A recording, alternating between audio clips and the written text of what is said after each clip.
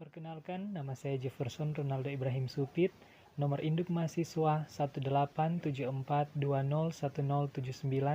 mahasiswa aktif semester 6 program studi Ilmu Hukum, Fakultas Hukum, Universitas Pembangunan Indonesia Manado.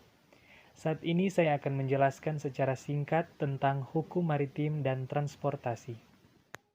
Hukum maritim adalah himpunan peraturan-peraturan termasuk perintah-perintah dan larangan-larangan yang bersangkut paut dengan lingkungan maritim, dalam arti luas yang mengurus tata tertib dalam masyarakat maritim dan oleh karena itu harus ditaati oleh masyarakat itu.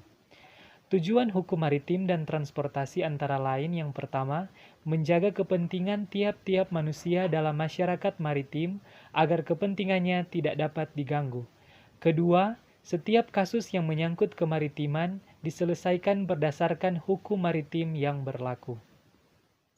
Yang bersangkut paut dalam lingkungan hukum kemaritiman itu antara lain yang pertama, subjek hukum maritim, contoh pertama manusia, dan contoh yang kedua adalah badan hukum.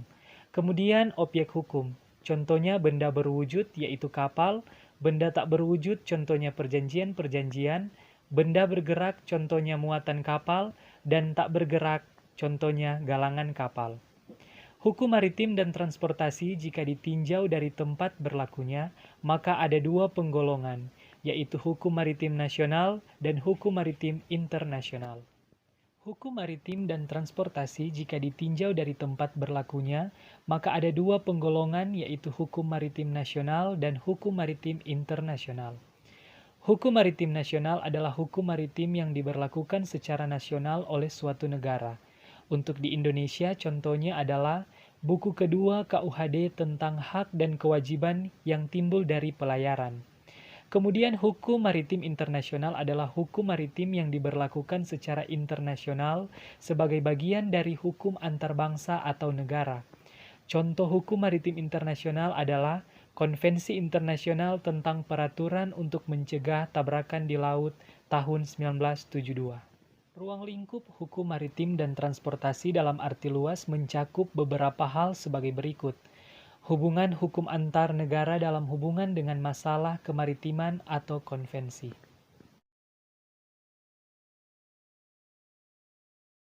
Hal yang paling berkesan selama saya berkuliah di UNPI yang pertama adalah lingkungan kampus yang bagus, serta ruangan penunjang perkuliahan juga sangat lengkap. Kemudian yang kedua adalah dosen di UNPI sangat profesional dalam melaksanakan kegiatan belajar mengajar, sehingga membuat UNPI lebih baik dalam hal tenaga pengajar, sehingga tidak kalah saing dengan universitas-universitas yang ada di Sulawesi Utara. Kemudian yang ketiga, mahasiswa UNPI berasal dari berbagai daerah yang ada di Sulawesi Utara maupun di Indonesia. Hal ini membuat saya sebagai mahasiswa bangga berkuliah di UNPI karena dapat mengenal adat dan budaya daerah lainnya. Mari bergabung bersama kami di Universitas Pembangunan Indonesia Manado.